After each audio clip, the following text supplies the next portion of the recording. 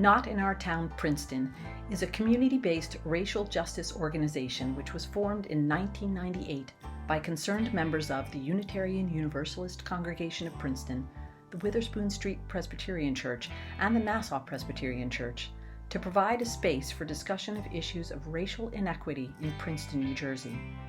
The name was taken from an organization in Billings, Montana, founded in 1992 by citizens who joined forces to respond to hate crimes in their town. Some early activities coordinated by Not In Our Town Princeton focused on community partnerships and community education, including book discussion groups, film screenings, and white privilege awareness trainings. Since 1998, Not In Our Town Princeton has also annually given its Unity Awards to Princeton high school and middle school students in recognition of their exceptional ability working with a diverse community and serving as role models for their peers in pursuing peaceful, healthy, and safe school environments. Several Unity Award winners have also gone on to serve as Not In Our Town Princeton board members. Since 2009, we have partnered with the Princeton Public Library to coordinate a monthly series of continuing conversations on race and white privilege, and this work has become one of our most powerful tools for growth and capacity building. What follows is our mission statement and some brief excerpts from some of our continuing conversation sessions, several of which are archived in full on our website and YouTube channel. Thank you for your interest in Not In Our Town Princeton. We hope that you will consider joining us in our work. Okay, you guys ready? Because we have a lot to do tonight. I see you do, girl. All right. Ready, Joe? I'm ready. Okay. Hello, everyone. Not In Our Town Princeton is a multiracial, multi-faith group of individuals who stand together for racial justice and inclusive communities. Our focus is to promote the equitable treatment of all and to uncover and confront white supremacy, a system which manipulates and pits all races and ethnicities against each other. Our goal is to identify and expose the political, economic, and cultural systems which have enabled white supremacy to flourish, and to create new structures and policies to ensure equity and inclusion for all. In our commitment to uncover the blight of white supremacy on our humanity, we take responsibility to address it and eliminate it in all its forms through intentional action, starting with ourselves and our communities.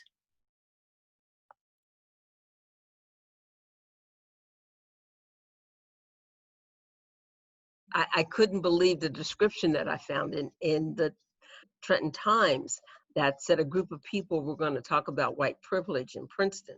And it was like, oh, snap. I need to go hear what these folks are saying because for me, Princeton at the time was horrible.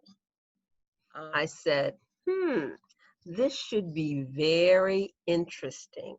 So I moseyed on up from Trenton, where I live at, and attended this meeting in this tiny, itty-bitty little room at the library with a large table and about 12 people. And the topic was what? White privilege.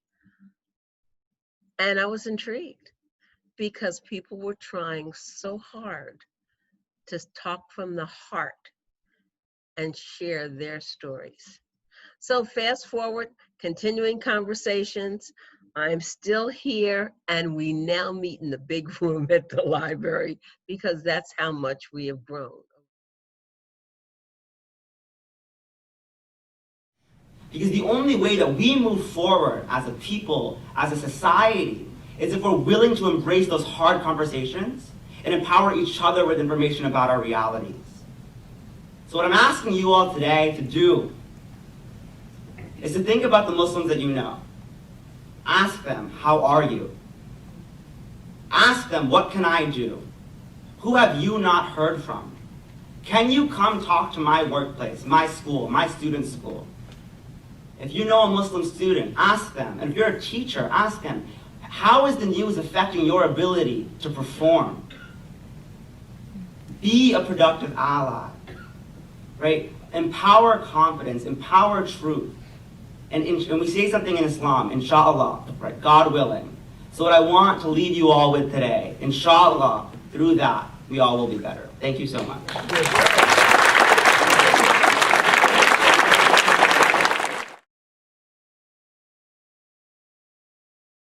So what is this course?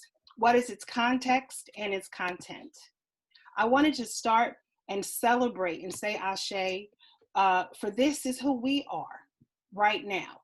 A colleague sent this image to me, and I want to celebrate the fact that Princeton is a progressive community, and Princeton typically seizes the opportunity to see change, and it's welcome. So the issue that I wanted to bring awareness to was curriculum violence. If you see on this slide, right, do you think people from different castes are inferior? British rule greatly modernized India by providing them with valuable technology such as the railway system. Do you worship cows?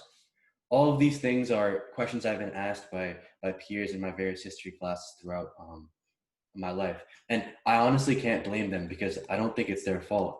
I think that a lot of times the curriculum is set up in such a way that it provides a single story about certain groups of people, and they sometimes have questions that align with the ignorance that arises from a single story.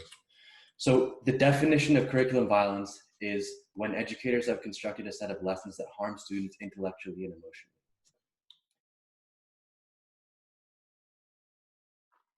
So after hundreds of years of extrajudicial sanctioned abuse and killings by police enforcers and vigilantes, hundreds of protests, peaceful and violent, centuries of inaction by politicians and most of white America, the recorded lynching of George Floyd lit a fire in America's belly. And we erupted and we took to the streets again. And this time we had more allies than we've ever had, including more white Americans willing to fight for democratic principles over privilege. And we protested together. We protested peacefully, we kneeled and prayed like Dr. King taught us, and we protested violently. We lit fires, we looted, and we destroyed property like white America has done to Black communities for centuries. Many Americans watching expressed uneasiness with the violent protest and yearned for the peaceful protest approach utilized by Dr. King. If only they would just march peacefully and not loot, we'd be fine with this. America, you're being disingenuous. We are out here protesting because you have been fine with this. You have been fine with violence by police against Black people from the time it began. If violence truly disturbs you, then you would not ignore and condone police violence against Black people.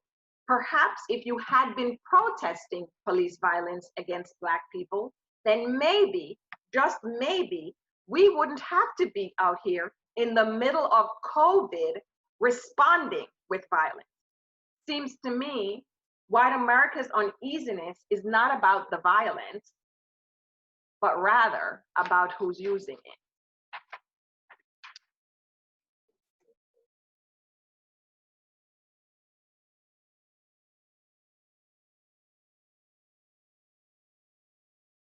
What I offer to you tonight are at best some preliminary reflections, and I truly look forward to this community, to this Not In Our Town organization, and to the broader community to continue this conversation. And I look forward to those who are more knowledgeable than me, who will fill in some of the gaps and will join us in moving this critical conversation forward. Across Nassau Street. Now we have some people here from our beloved Shirley Satterfield's family. This is a photo from 1933 from the Princeton Alumni Weekly, but we know some things about Witherspoon Jackson when we look in the history of our community. What we know is that significant portions of the Black community that were in 1918 in Princeton would have fallen to this category of what's called essential workers.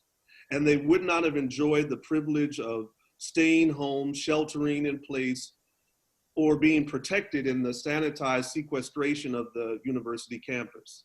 They were day laborers, they were farmers, they were washwomen, they were They were cooks, they were maids, they made up the so-called, quote, peasant working class, just as the Black, but really the majority brown residents of our Witherspoon-Jackson community are today.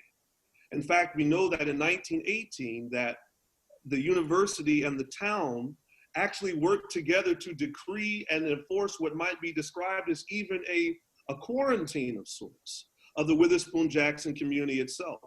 And some reports we find that there was a decree that was issued from the university with the full support of the town, forbidding anyone on campus from entering into the communities north of Nassau Street and east of Bayard Lane.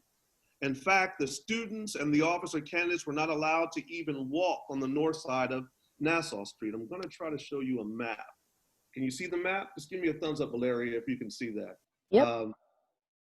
We have a map here of the Witherspoon-Jackson neighborhood, and many of you are much more familiar with the map of Princeton than I am, having only been here a year and a half, but this is Witherspoon Street right here, you know, which would go down. My church would be right here, Witherspoon Street Presbyterian Church, in between Quarry and Green Street.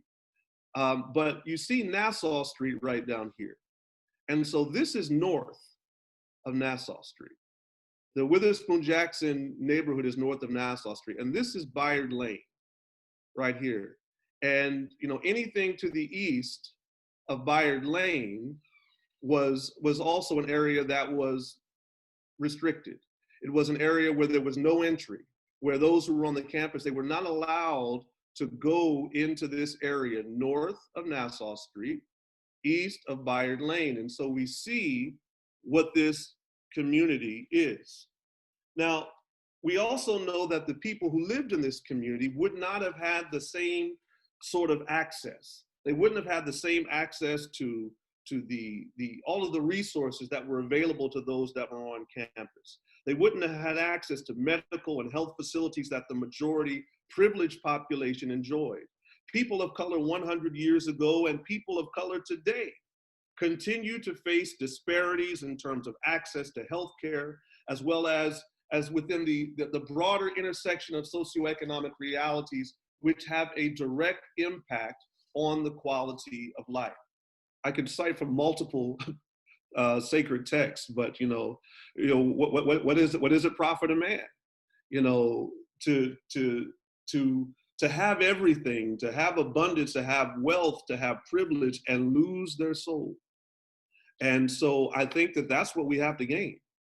That as we begin to create a more equitable and balanced and humane society, that we have the opportunity to fully become the human beings that we are supposed to be.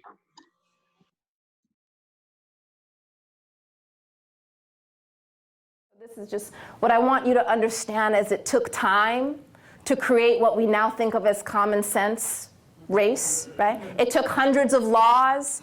It took many form, custom, and law. So the take home from this is it took a long time. It took a lot of work to make these things seem natural.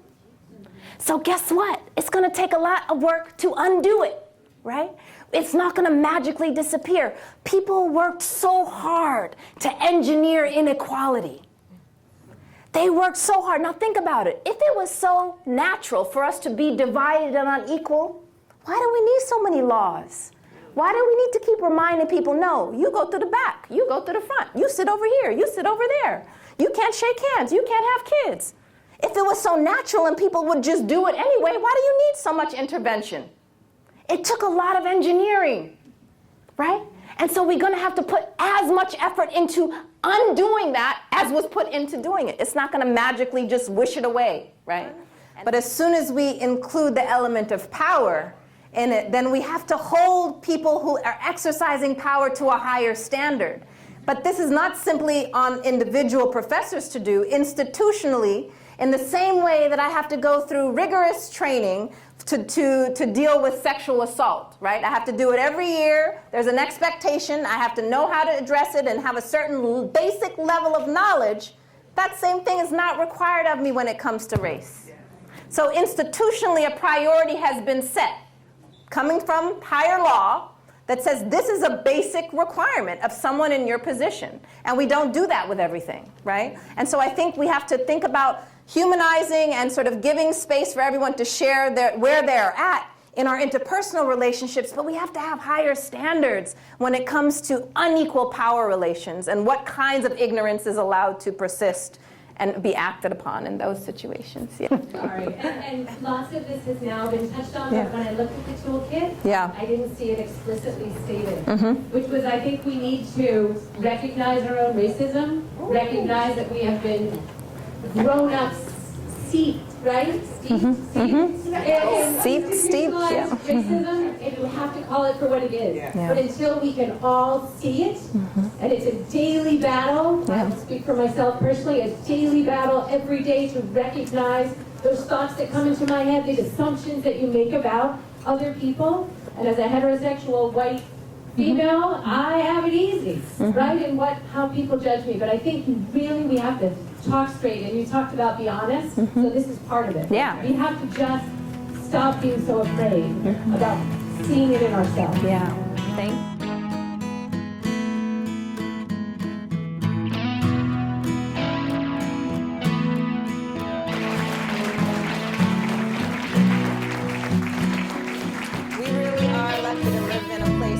Volunteer their time and energy to get us together in this room and have meaningful conversations. So we appreciate you, Not in Our Town, the library, the Garden Theater.